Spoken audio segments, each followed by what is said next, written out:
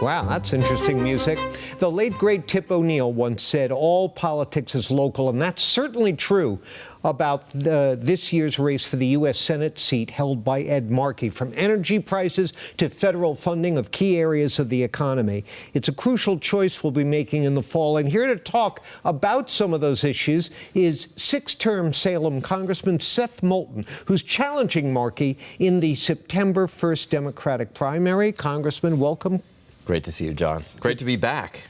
Great to have you back. Thank you. It's good to be back. I think I was one of your last interviews, and so I was a little worried when I heard the news that it was so bad I got you fired. It's the Moulton curse, but we're risking it. Right. So no, don't worry about that. So after President's speech on the Iran war on Wednesday, you called him, quote, senile. Well, that's pretty harsh. What did you mean exactly, and what evidence do you have that he's lost his mental faculties? I mean, I think anyone watching that speech could tell that the guy is deranged, he's out of touch. So much of what he said was just self-contradictory. He also, frankly, looked like he was falling asleep. And all of those accusations are the same accusations that he made against President Biden. So it's somewhat reminiscent. And of course, although Biden was older than Trump at this point, Trump is on track to be the oldest president in American history.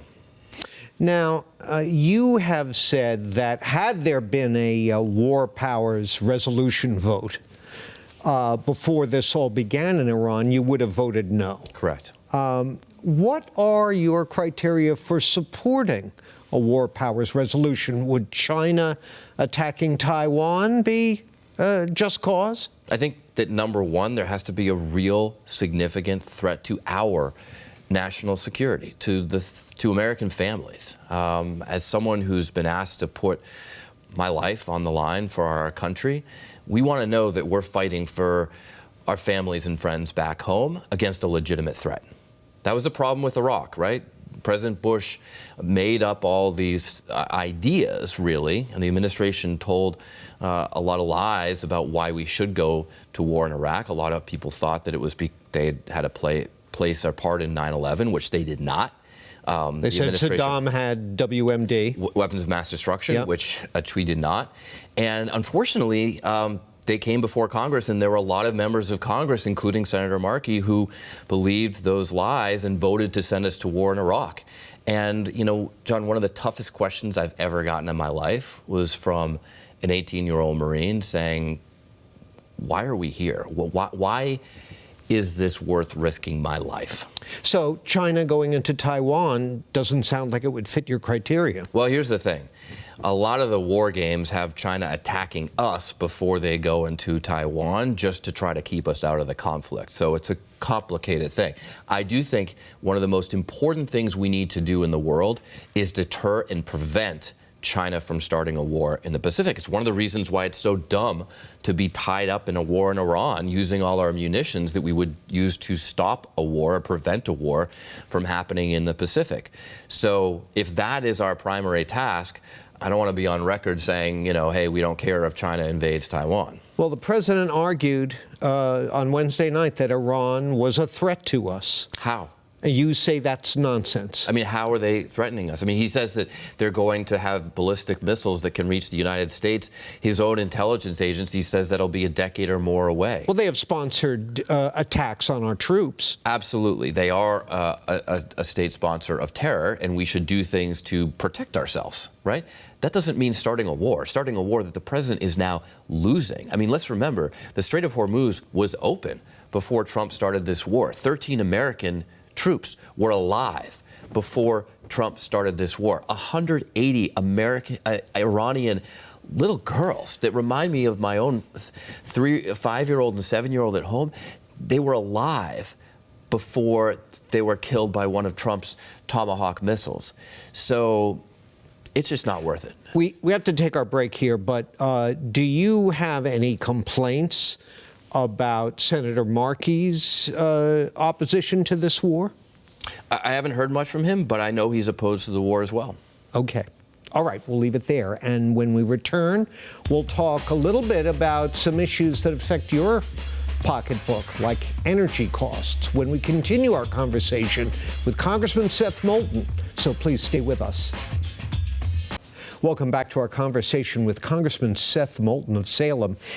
He'll be on your September 1st Democratic primary ballot challenging Senator Ed Markey, or will you, Congressman? I mean, there's been some speculation that you might not get the 15% support at the Democratic convention later this spring that you need to get on the ballot because of Markey's popularity with the activists who populate the convention and your unpopularity with them. Are you concerned about that? I mean, look, there's no question that the establishment is against me. And the establishment is with Senator Markey. But we've been pleasantly surprised by how well we've done in these caucuses to date. So I'm confident we'll be on the ballot. And it's an encouraging sign that even some of the Democratic establishment is coming over to this campaign. The Trump administration a couple of weeks ago announced they want to do a temporary pause or suspension of the Jones Act. That's the federal law that requires that all goods transported by water between U.S. ports have to be carried on ships that are U.S. owned, U.S. built, staffed by U.S. citizens. That has prevented a lot of natural gas shipments to our area and driven up our already sky-high energy costs. Do you support what the Trump administration is doing, and would you support repeal of the Jones Act? I mean, this is very controversial because the whole point of the Jones Act is to protect American shipping. And that's why it's been in place. Now, some would argue that it's backfired because it's made our shipping industry, specifically our shipbuilding industry, less competitive with the rest of the world. So some people think if we didn't have the Jones Act, we would be building a lot of big ocean tankers, cargo ships, and whatnot, which are all built in Asia now. But given the state of affairs right now, the Jones Act is one of the only things protecting, American jobs in this industry. But the bottom line is that Trump is doing this because he's screwing American families with higher gas prices. His war of choice in the Middle East is doubling oil prices, and no matter what he says about how much oil he's extracting from America or extracting, I mean, literally taking away from the people of Venezuela, check out the price at the pump lately. Check out your electricity bill in Massachusetts. Yeah, well, that's very problematic for many of our viewers this winter, and in general, energy costs. Problematic for me. I mean, it's just ridiculous. It's crazy, and we hear Governor Healy saying what we need is an all-of-the-above approach to energy resources, including nuclear and natural gas and so forth. Do you take the same position? Are you in favor of all of the above? And if so, how does that differ from Markey? Not all the above, but we've got to be open to new energy sources. Like, for example, Massachusetts, until recently, has really been at the forefront of developing fusion energy. Now, this is a totally different way to produce nuclear power that's completely safe. It's literally how the sun, creates energy for us, and it will completely transform the world. I mean, when we have fusion power, everything will be electric and everything will be produced safely and cheaply. And we're at the forefront of that revolution until Commonwealth Fusion, the best company in the industry, just announced they're going to put their first plant in Virginia, which is a great example of how Massachusetts is not doing enough to keep jobs and innovation in our state. So I'm supportive of that. Am I supportive of a new coal-fired power plant in Massachusetts? Absolutely not. We've got to be smart about investing in the future. How about new nuke plants? Well, again, next generation nuclear, things like fusion, we absolutely should be embracing. I mean, we want to sell that technology to the rest of the world. John, we don't want to be buying that from China or buying it from Virginia. So we should be investing in that. And I just, look, Senator Markey has been a champion of energy policy for a long time. Check out your electricity bills lately. Let me know how that's going. So you think he's been a failure?